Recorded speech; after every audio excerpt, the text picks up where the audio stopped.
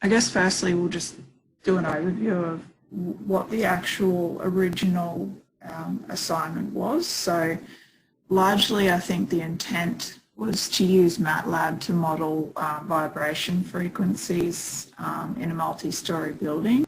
I think the activity was expected to demonstrate the efficiency of software like MATLAB in this type of application, particularly being an application that requires iterative calculation and some detailed data plotting. I'm not sure about you, Ryan, but I think the standout benefit of MATLAB in this application is probably its speed of calculation and ability to recalculate quickly following a change in variable. Yeah. Yeah, so if it was to be undertaken by hand, I think it would take a long time.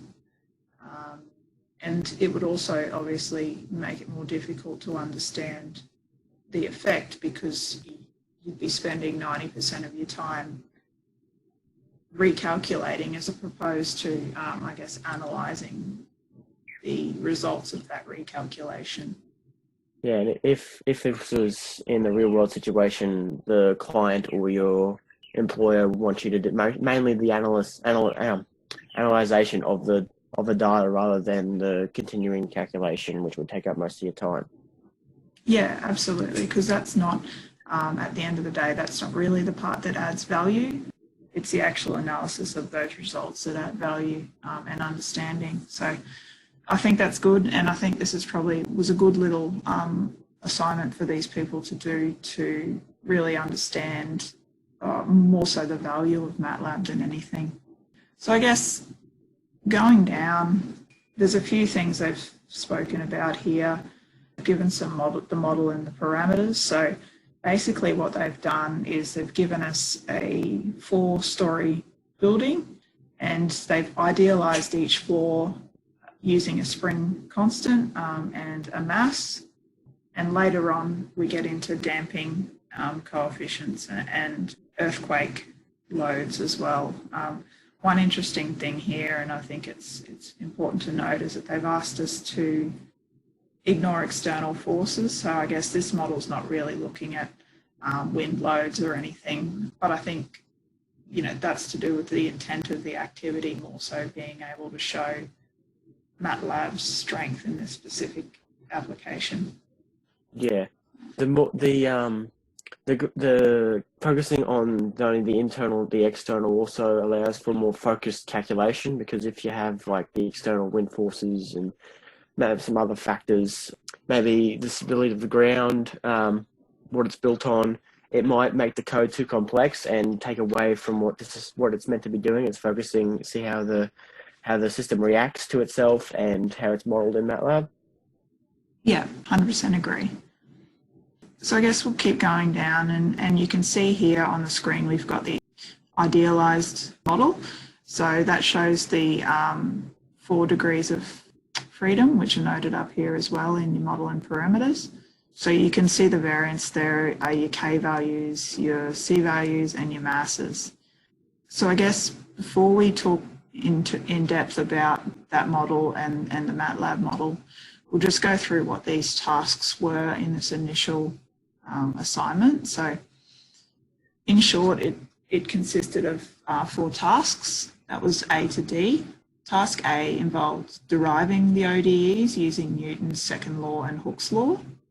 So you can see further down in this document where the people who did this assignment have derived those ODEs, and they've later been used in the code. So Hooke's law, I guess in short, and it's pretty well known, Hooke's law provides that force required to compress or extend a string by a specific distance is proportional to that distance. Mathematically, Hooke provides that force equals K times X, where K is a spring constant and X is displacement of the spring from its equilibrium point. And obviously Newton's second law is just force equals mass times acceleration. So the combination of these 2 laws with time-based iteration are the basis upon which the equations for vibration without damping and vibration with viscous damping are derived. So I guess they're that's the crux of where the calculations that we'll do in MATLAB come from, and where the first principle calculations come from. Yep. So that's really what I got out of task A. So is that what you assumed as well? Yeah, they give us the three elements essentially: the spring, the dampeners, and the masses. Using Hooke's law, and as you stated in second law, they've taken these elements and shown them and transformed them into ODEs so that they can later effectively model this in MATLAB. Yeah, and I think that's exactly what brings us to task B. So task B involved the creation of a 4 degrees of freedom matrix in MATLAB, and this was used to find the natural frequencies in the building.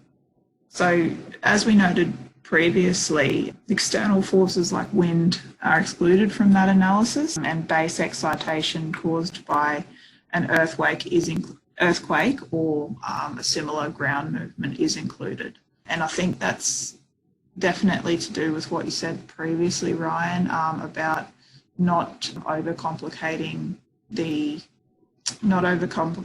code and missing the intent, I guess, of the assignment itself. Yeah, so I might just switch screens before we go on to task C, and I'll just show you the result, I guess, of that code in MATLAB. So basically, this is the code from the 4DOF matrix that was ran in part B of the assignment. And as you can see down here in our command window, we've got the results. So it shows the matrix, and it shows the first to the fourth natural frequencies. Is there anything you wanted to say about that, Ryan, before I switch back? No, I got nothing else to add. It just, what they've done here is essentially taken the values that they've given in the course, in the case study, and assigned them to specific values in their ODEs that they've created, and just plugged that into MATLAB to effectively create the code to give you the natural frequencies and the eigenvectors and eigenvalue matrix. Yeah, and I guess we'll discuss this more when we look at in this about changes in temperature and stuff, and how that affects each of these codes. Yeah. All right, so task C was really about the application of tuned liquid dampers, or TLDs. TLDs, as explained in the task sheet, are passive energy dissipation systems, and they work by absorbing dynamic forces. So these systems, they protect buildings such as high-rises from the effects of vibration. And I think software like MATLAB, because of, I guess, the strengths that we discussed earlier, give us the best opportunity to study, question, and get specific answers to it. Is that what you found while you were rerunning the code, Ryan? Yeah, that's what I found as well. So task C provides basically 2 water tank masses and respective damping coefficients, and asks that the model be amended to now take into account base motion and the effect of damping. So basically that's the code for part D that was prepared by the other team doing that original assignment. Now, the graph resultant from that I'll share with you as well. What this does essentially is it effectively shows the amplitude of the x1 and x2 values. From the looks of things, there's no values for x3 or x4, or they're mixed in with the current code. You can't really observe them there. This is the output from the system that they developed based off of the values that were given. Using those values, they've implemented them into their modified MATLAB code that Christy showed it before, and it's outputted this result here. What we'll do now probably is I'll hand over to you, Ryan, and you can talk us through some of the effects that change in temperature have had on these codes that we've had a look into a little bit further. From the task that we were given with our case study that we chose, which was a civil project, the element essentially was the 4-story building, and it was comprised of 3 elements, which was the mass, the springs, and the dampeners. Now, for task B and task C, only the mass and the springs were both used. In task B, the dampeners were not used at all, so they would have no effect. There would be no reason to select them as a element to be affected by temperature. So the springs were chosen as the spring constants were chosen as a thing to be affected by the temperature change. Now the task also requires that we find a reliable source. This graph was found from was found by a U.S. government website, was the U.S. Department of Energy Office and Scientific Technical Information. Now they did an experiment on springs under temperature, and they have a whole heap of data here. But what we were interested in was their change in spring constant over temperature. As we can see here, the springs start off in a mostly linear fashion, but then degrade once the temperature gets too high. This graph was analyzed and was come up to be a exponential graph. An exponential decay function was used to determine the decay rate of the springs. So using the data from the above table, and the corresponding decay rate function based off of our negative 0.005. Using this decay rate, Ryan, would that be determined by, I guess, what type of spring it is? Yes. What we're dealing with? Yeah. Yes, it would, but unfortunately we aren't given this for our assignment. We've only given that the spring constant and how it would be changed. Yeah, because it would be different for whichever material we're thinking about, hey? Yes. We now move to our original spring constants. Using the decay rate and the spring constants, we plug it into basically a formula, and we have 3,500 kilonewton meters times the exponential of negative 0.005 times the change, which is 10 degrees, and that gives us these temperature changes here. This is then plugged, that equation is then plugged into MATLAB to change the K values into the affected spring constant values. And as can be seen from this graph here, it has no effect on the mass position versus amplitude. What it does affect, however, is the natural frequency values and the eigenvalue matrix values. The eigenvector matrix is used with mass position to create this graph here. These spring constant changes here. 10 degrees was chosen as a change to see how the system would be affected under a minor change of say 10 degrees. To ensure that the values of the amplitude versus mass position graph remained unaffected by a small change, a much larger change were chosen for the next 5 iterations of the MATLAB code. And they were of 40 degrees each. And once again, the equation is plugged into MATLAB, and it produces these adjusted values. 50-degree change presents a 14% change in spring constant values, but sadly, once again, there is no effect to the eigenvector matrix, thus no effect to the mass versus position. However, it does affect the natural frequencies and the eigenvalue matrices once again. And as we've seen, there is still a continued change in the spring constants, this time being 39, still no change to the mass versus amplitude, and once again change the natural frequency and change the eigenvalue matrix. This trend continues with the change in spring constants increasing steadily, as well as the decrease in natural frequency and the change in eigenvalue matrix continuing. The values for the natural frequency and the spring constants gives us these graphs. These graphs are taken from the values we obtained from our natural frequencies.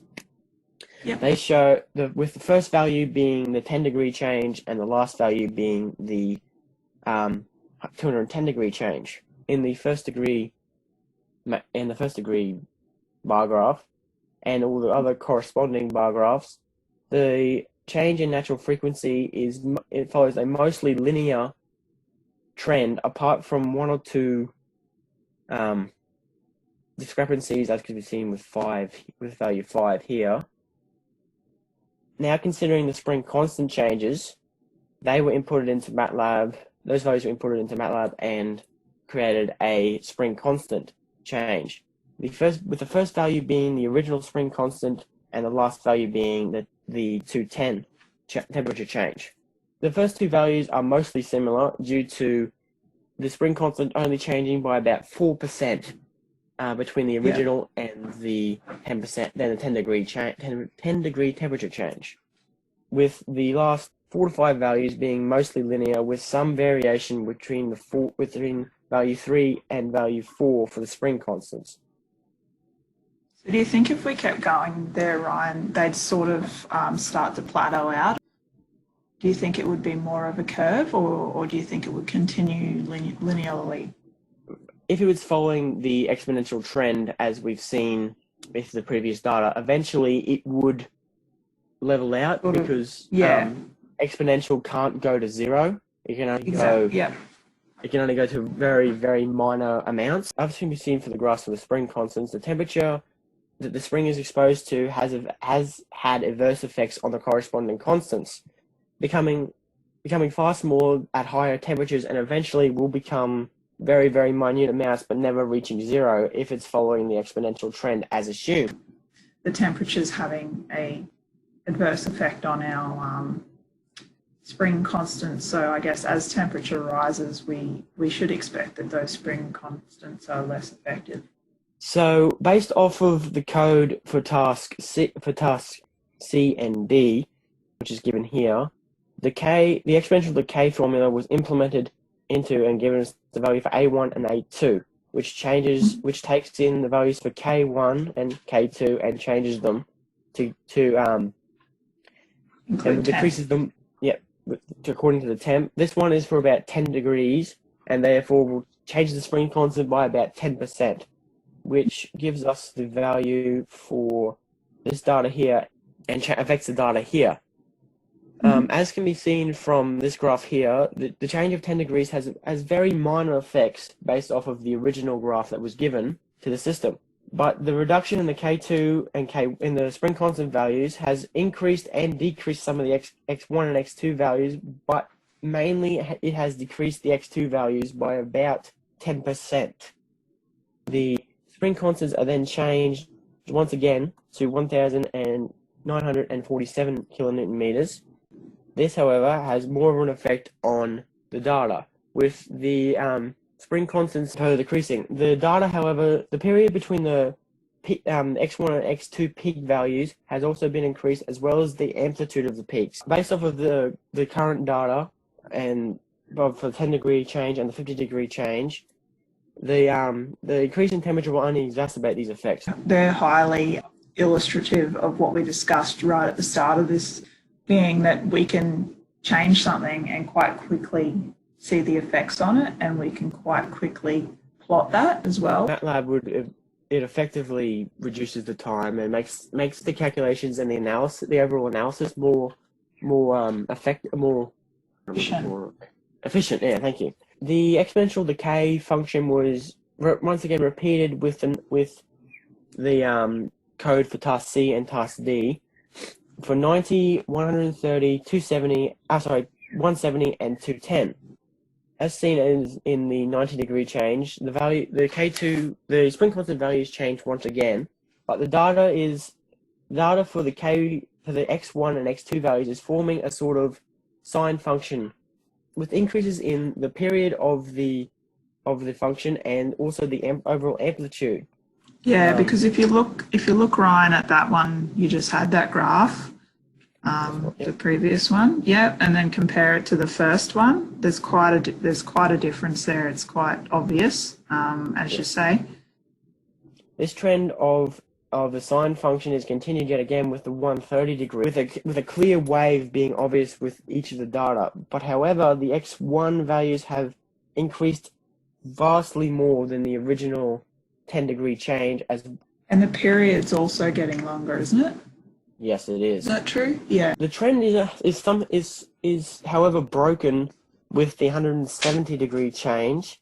The spring constant values still decrease by 58%, but the data associated with X1 and X2 breaks away. The trend still forms a sine curve, however, but the amplitude and the period of the curve has received up to an additional 75% decrease. This could be due to the springs of the previous temperature reaching their maximum, and now they've just broken, and they've just degraded beyond repair. So you think they're in like plastic deformation almost? Oh yeah, permanent. The X1 values are larger than the X2 values still. With the 210-degree change, the K2 and the spring constant values have decreased by a further 66%, and with the data of the X1 and X2 values meeting the trend set by the 170-degree temperature increase, with an obvious further reduction in their values. Since this, however, the sine curve set by the first 4 temperature changes is now indistinguishable or non-existent in this data set. This shows the marked effect of a large temperature change on the system and the overall the stability of the springs, which has reversed what was originally in the case study. As can be seen from the above data sets, the most effective working temperature of the system would probably be within the 10 degrees. Maximum temperature that the springs could probably take would have been the 130 degrees as they produced the largest data set. This change can be considered an optimal working temperature can be considered an optimal working temperature change, as it seems the spring still remains within elastic deformation, while the larger changes obtained modify the data and thus the system in such a way that can cause the structural integrity of the springs to become unstable, resulting in permanent damage to the springs, i.e. plastic deformation. Yeah, I think it's interesting. A good thing, I guess, is that when we think about structural buildings or something like that, a lot of the time our temperature, in day to day, only between summer and winter might range 20 degrees or so, 20 to 30 degrees. So that's not going to have a large impact on the integrity of the structure from a spring constant perspective. But I guess where things like that might come into play in a civil or structural world might be fire resistance, or I keep going back to what we said in the start, but I think the ability of MATLAB to give us answers on these types of questions quickly and efficiently is very good.